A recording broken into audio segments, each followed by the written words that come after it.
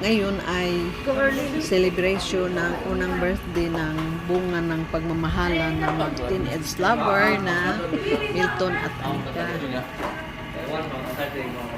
At yan ay si Orlin, ang sunod na kapatid ni Milton na busy sa paghahanda ng mga kakanin.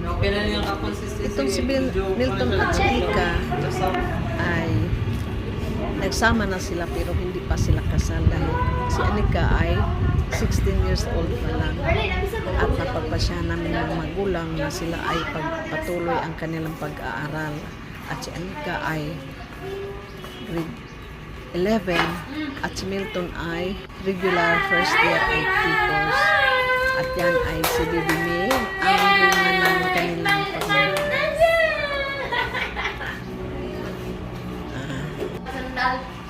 Masaya ako sa kanila dahil okay naman ang pagsasama nila kahit minsan hindi maiwasan na mayroong conflict sa pagsasama nila pero maayos din naman. Dahil ngayon na ay pasukan, si Milton ay nandun pa-enroll pa. Naantay pa namin. At yan si Anika. Happy birthday, baby! Happy birthday! Masaya po ka dahil nandito ang apat na mga anak kong lalaki. Apat silang magkapatid na lalaki at isa ang babae. At yung kumuha ng pagkain ay si John na nandoon na assign sa Iloilo. Umuwi lang dahil naki-birthday. At nandito rin ang isa pang kapatid na si Jay. Sa apat na magkapatid, si Milton ang pinakabunso.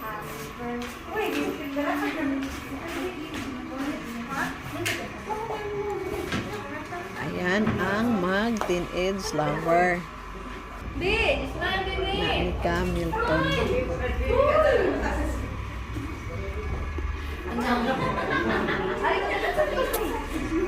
Noong New Year, kaya pala sila nagpursige na magtinda ng mga prutas dahil pinaghandaan pala nila ang selebrasyon na ito.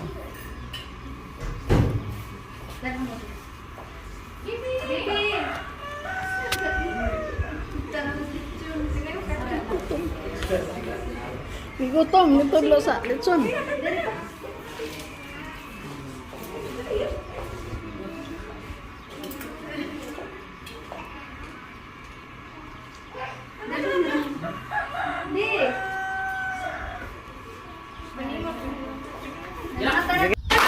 Naman si Jane ang pinakamakan ng kapatid nilang apat na lalaki.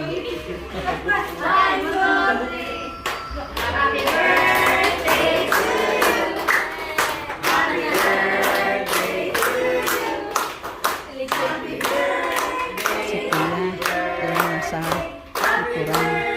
Kuya John.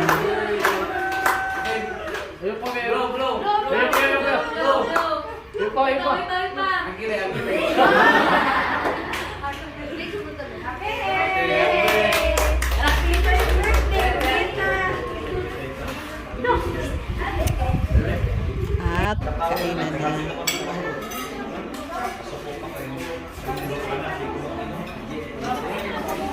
Ang bisita nila ay panay mga classmate nila. Ito naman ang side na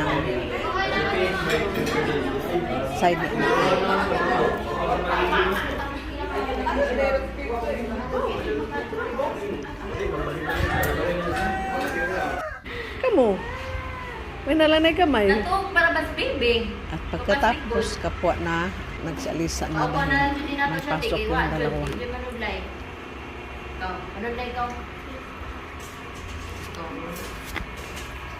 Hi guys! Welcome to my vlog. Chocolate fountain with marshmallow. Thank you for watching.